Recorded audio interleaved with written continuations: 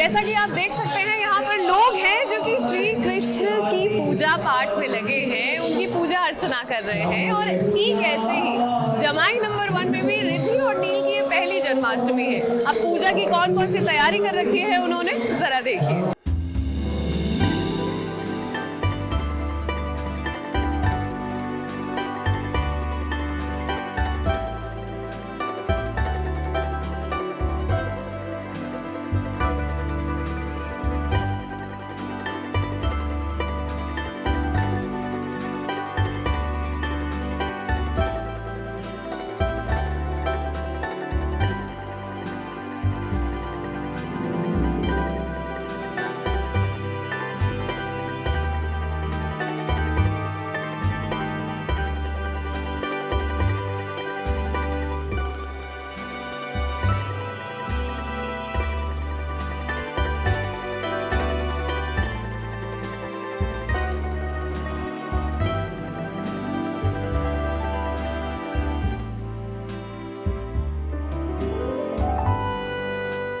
जन्माष्टमी पर लगता है कि लड्डू गोपाल ही अब रिद्धि और नील को करीब लेकर आएंगे, क्योंकि देखिए ना, जन्माष्टमी के मौके पर कैसे लड्डू गोपाल की पूजा कर रहे हैं नील और रिद्धि।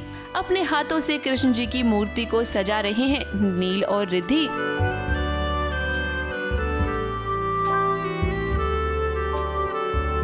ये देखकर हमें बस यही लग रहा है कि अब इनके बीच की दूरियां जल्द ही मिट जाएंगी। अब आप सभी को तो पता ही है कि घर में कितना बड़ा ड्रामा हुआ।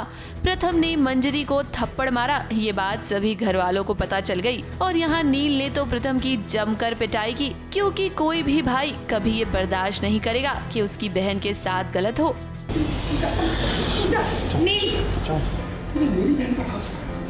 मेरी बहन पर, जिसे हमने बचपन से इतने नाजों से पाला, अपनी पलकों पर रखा, तूने उस पर हाथ उठाया। मैं तुझे नहीं छोड़ूंगा।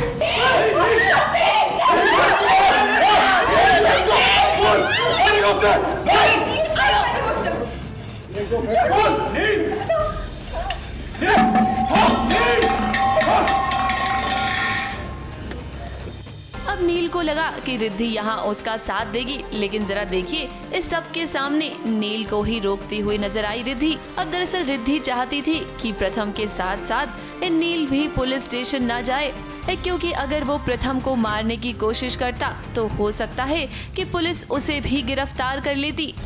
दी साथ नहीं दे रही है क्योंकि दी को पूरी स्टोरी का नहीं बताया अभी। एंड ऑफ कोर्स ये गलत है कि मैंने अपनी वाइफ पे हाथ उठाया है, बहुत ही गलत बात है। बट दी मेरा साथ नहीं दे रही है, वो मेरे लिए एक सरप्राइजिंग है, क्योंकि मुझे नहीं लगा था कि मेरी बहन मेरा साथ नहीं देगी।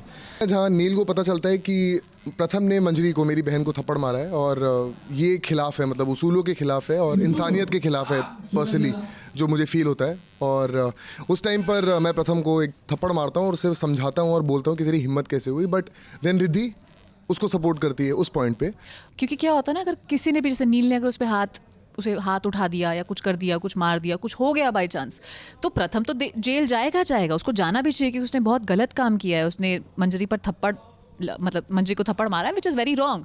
बट उस चक्कर में कोई और जेल, नील या कोई भी घर का और सदस्य जेल नहीं जाना चाहिए। तो इसीलिए वो सीधा रिद्धि, मैं पुलिस को बुलाती हूँ और बोलती हूँ प्रथम को लेके जाओ यहाँ से, इससे कड़ी सी कड़ी सजा दो।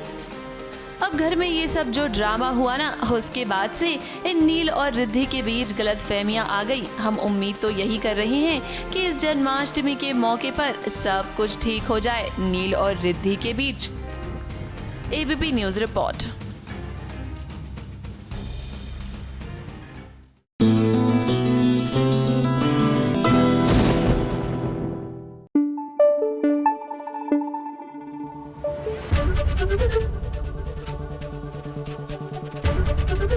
एबीपी न्यूज आपको रखे आगे।